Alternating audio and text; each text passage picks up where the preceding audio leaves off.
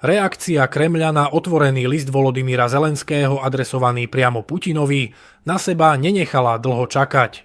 A Zelenský asi príliš spokojný nebude, no vzájomné stretnutie medzi oboma lídrami vylúčené nie je.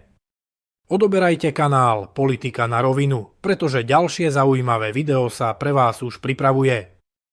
Podľa hovorcu Kremľa Dmitrija Peskova sa ruské vedenie s listom oboznámilo, avšak Peskov zároveň dodal, že ruský prezident ešte nemal príležitosť oboznámiť sa s jeho obsahom. Už táto reakcia naznačuje, že Moskva nepovažuje Zelenského iniciatívu za udalosť mimoriadneho významu. Zelenský v liste navrhuje začatie priameho rokovacieho procesu medzi Ukrajinou a Ruskom a zároveň presadzuje osobné stretnutie oboch lídrov, ktoré sa podľa neho musí uskutočniť. Argumentuje tým, že iba tak možno diskutovať o ukončení vojenského konfliktu. Ide o výrazný obrat v politike ukrajinského prezidenta. Ešte pred časom Zelenský odmietal akékoľvek rokovania s Ruskom a prezentoval svoje vojenské víťazstvo ako jedinú priateľnú možnosť.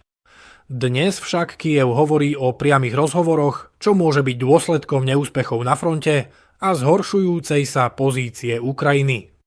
Ukrajinské vedenie zároveň oznámilo pripravenosť na úplné prímerie počas trvania rokovaní. Súčasťou návrhu je aj ďalšia výmena zajatcov podľa princípu všetci za všetkých. Aj tento krok sa dá vnímať ako dôkaz toho, že Kyjev si čoraz viac uvedomuje limity svojej doterajšej stratégie. Po rokoch mobilizácie, obrovských finančných nákladov a závislosti od zahraničnej pomoci sa Zelenský ocitol v situácii, keď musí hľadať diplomatické riešenia, ktoré ešte nedávno odmietal.